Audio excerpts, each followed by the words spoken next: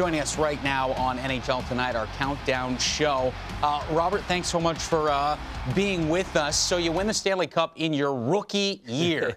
Not a bad way to start off your NHL career. What was that like? Take us through that. Yeah, not too bad at all. A little bit of fortune on my part coming into, what our team was, how strong we were, how much depth we had. So a little bit of fortune for me. But yeah, it's unbelievable. You look at so many guys who've played their whole career and try and win that cup, and to get it out of your way early, you're playing with house money. Well, you're playing with house money is right, but you came to the St. Louis Blues as the 20th overall pick and drafted to an organization, as you just said, that were just always there. But you won the Memorial Cup, you won the World Junior. Winning has followed you all the way around. And how disappointed then was it for last year, going to the bubble and trying to reclaim the Stanley Cup, Robert? Yeah, there's always a target on your back when you're trying to defend, and we weren't too happy with how it all went out. Obviously, Vancouver played us strong; they beat us, so that's a sour taste in our mouths, and we're still feeling it, and we're ready to get going this year and prove that our win wasn't a fluke and that we're a top team. All right, you've got 2 seasons in the NHL under your belt. Have we seen the best of your game, of Robert Thomas's game yet, do you think? I still think in my head I got a long way to go. I feel like every year I've been getting a little bit more comfortable, a little bit more confident, and slowly developing. And I think there's still a long way to go for me. I gotta work hard and really prove it to everyone else, how good I could be.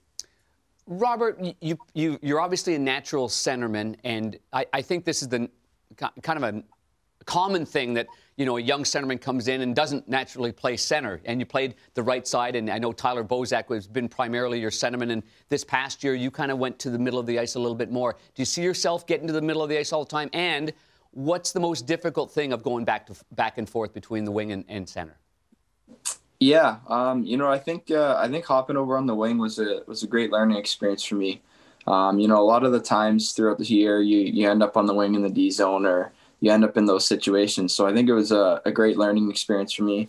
And obviously having Bozak at center there, such a great player and such a good person to live or, follow in his footsteps and kind of learn the pro game like. So I think that was, a great move for me. And, I think I learned a lot, and, that was part of the reason I was able to make that jump to center. And so yeah, it was a great learning experience. You mentioned that comfort factor and how you're entering your 3rd year. You're starting to feel more comfortable in your skin in the NHL. You talked about learning too. Was there somebody that you heavily learned from in maybe your rookie year or your sophomore year that kind of took you under that wing to show you NHL life?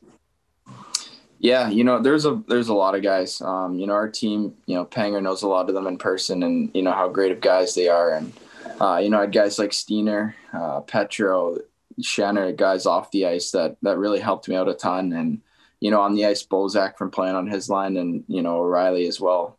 He's a great guy to study. So I think just being around those guys and having those guys to, bounce ideas off of and stuff like that really helped me out a lot. Good segue for me there, Robert the Thomas. Because my question was going to be, what is the most difficult thing for a young player? We're doing breakout players, and a lot of them are just going through this now. Is it on the ice and competing at this level, or is it much to do with off the ice and adjusting and trying to find your spot? I think for young guys, they feel the most comfortable on the ice. I think on the ice is something that it's your passion. You feel at home when you're on the ice. I think a lot of it has to do with the off the ice, and that's the biggest thing for young guys, in my opinion, is getting comfortable, getting confident. It's pretty intimidating.